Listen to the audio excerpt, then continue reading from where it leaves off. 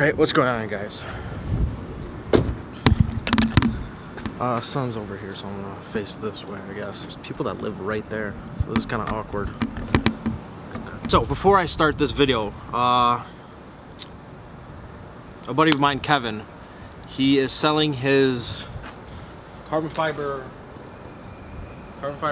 trunk lip spoiler. If you can see right there. Same one as mine, everything. He just doesn't like how it looks. There are a few nicks in it, so I will post those pictures right here, how many ever I have, so I'll just post them on the screen right now. Alright, so I was supposed to say something too, but I forgot to.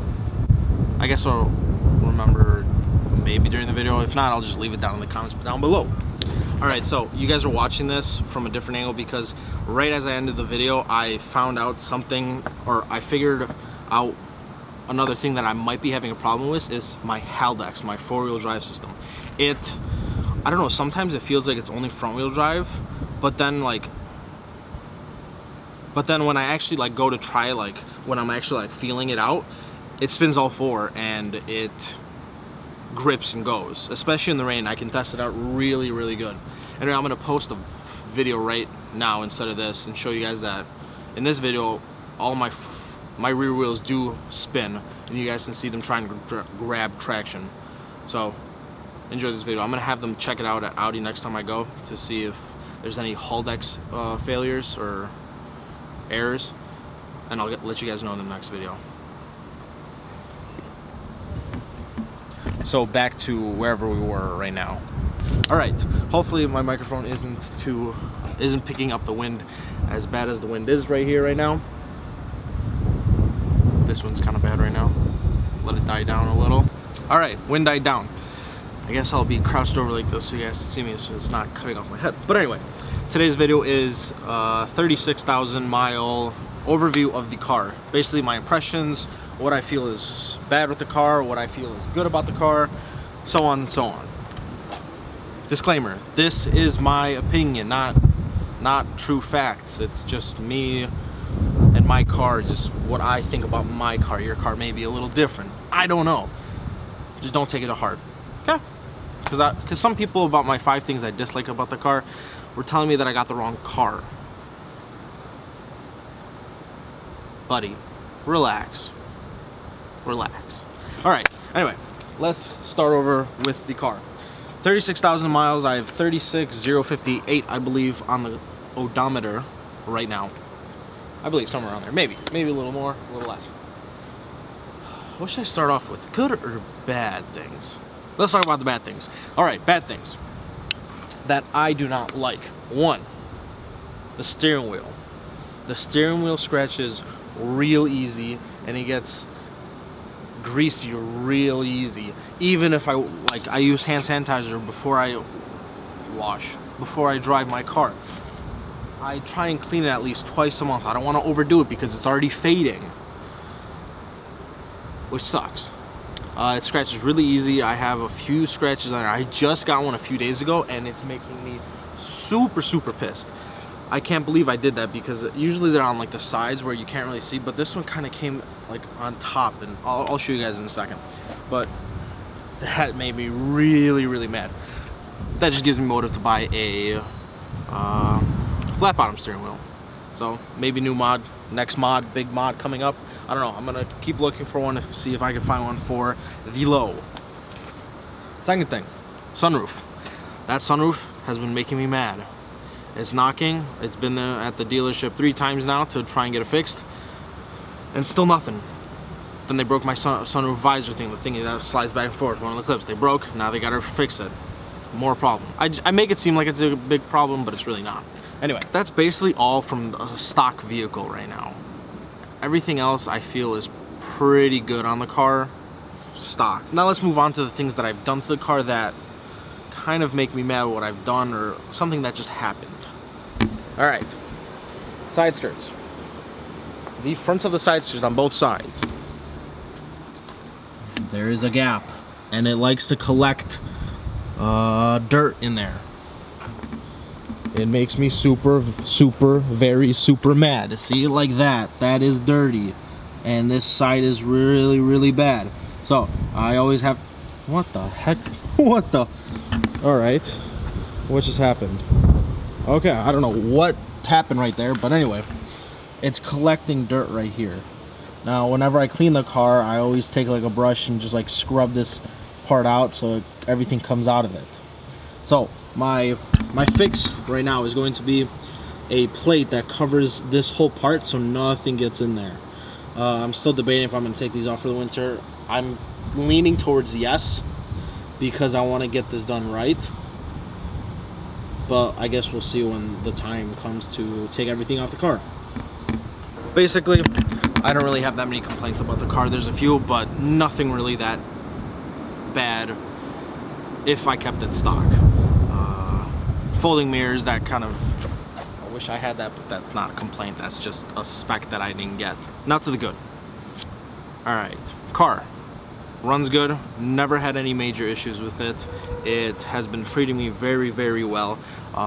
Maintenance has been always 3,000 to 5,000 mile oil changes.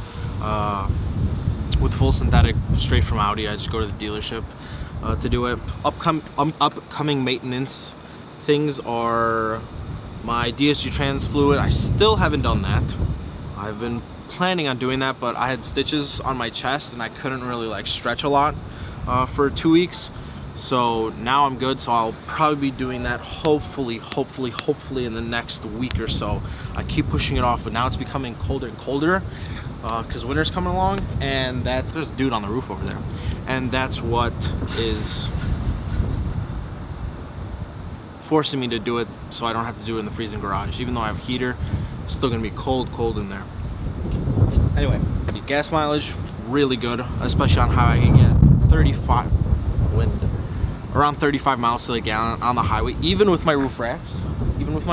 For those of you that keep making fun of me for my roof racks and decreasing miles per gallon, I'm on you. I have basically done everything exterior wise that I love about the car. The rear bumper, side skirts, and front bumper.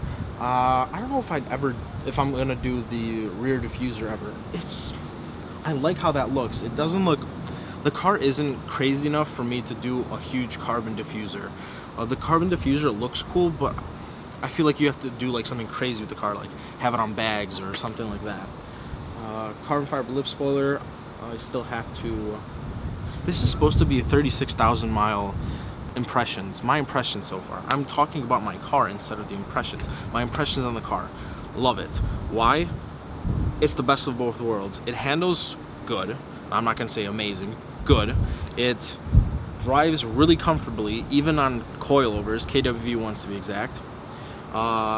Gas 93 with E85. It creates an amazing amount of power for just a piggyback tune, for not being a flash tune. Even with the piggyback tune, it gets great gas mileage.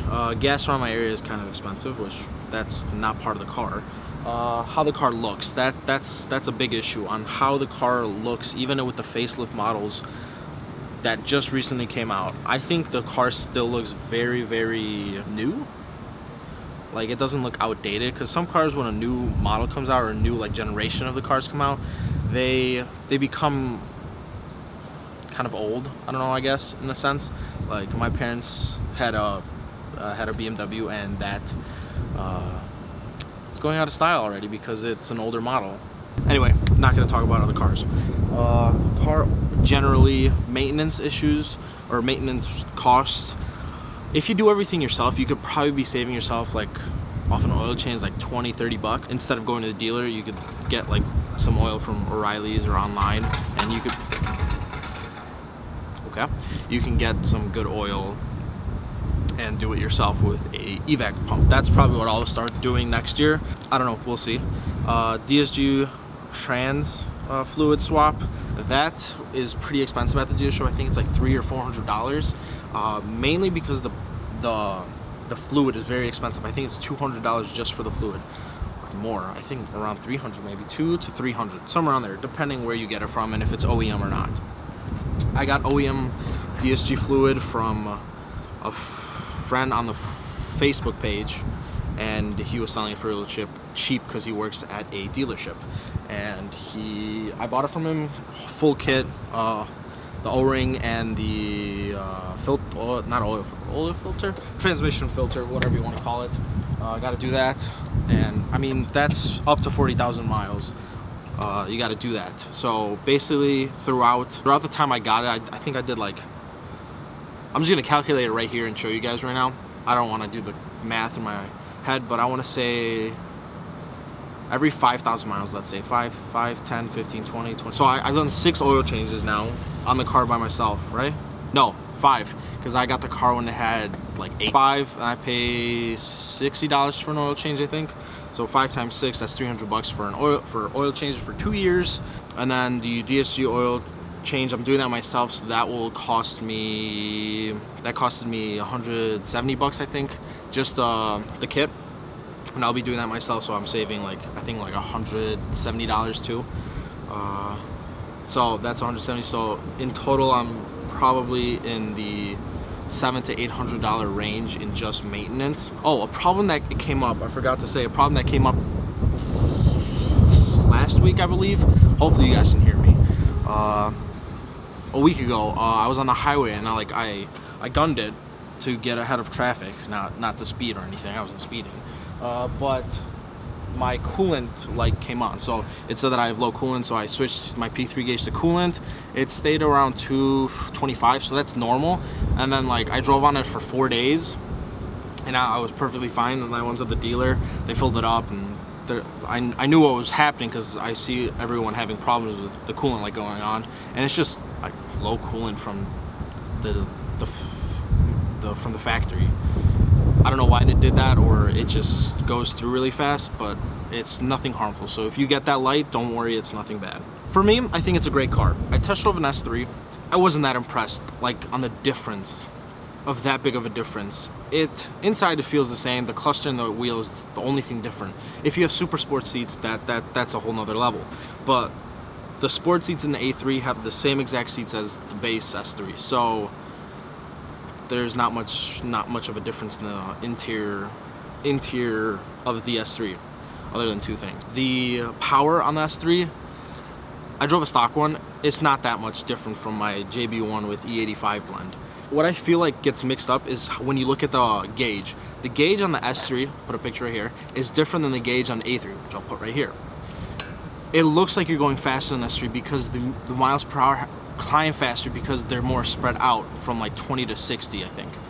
It makes you look like you're going faster, and that might like screw with your head, being like, oh, I'm going super fast because the gauge is climbing really, really quickly. But in theory, it doesn't look that much faster, especially on launches. Like you see the gauge fly up because it goes to like 20 miles an hour real quick, and it's like a big space. On the A3, my A3 does the same exact thing. I launched the S3, and to me, they felt about the same. Maybe the S3 had like a better traction. It was on Michelin Pilot Super Sport, so that might be a factor. I'm going off from last time I launched it with these winter tires. So if I had Michelin Pilot Super Sports on, maybe I'll launch better. To be honest, I don't think I would upgrade to an S3. If I was to upgrade, like if I had the money, I'd do RS3, not to S3. I'd jump the second, the in between of the A3 and RS3. To me, it wouldn't be worth it going to an S3 from an A3. I'd rather save the money and maybe put a bigger turbo in A3 rather than spend or lose money on this car, because I went to the dealership and they offered me $14,000 for my car. $14,000. No comment. Anyway, I hope you guys enjoyed this 36,000 mile impressions video. It's a quick video. I always say that in all my videos. It's a quick little video. It's probably gonna be around 10 minutes long. Hope you guys enjoyed it. If you guys have any questions about your A3, if something's going on, comment down below. Make sure to answer down below. Hope you guys enjoyed the video. Make sure to subscribe. Let's hit 2K before December. That's my goal, but that's like 2 months or 3 months away. So we gotta do this. All right. You guys got to do it because you're the one watching and subscribing. I've noticed that most of my viewers are not subscribed, so subscribe if you haven't. Hope you guys enjoyed. I'll catch you guys in the next one. See you. Not see ya. Peace. Mask on, fucking mask on. Percocet, Miley Percocet. Chase a chick, never chase a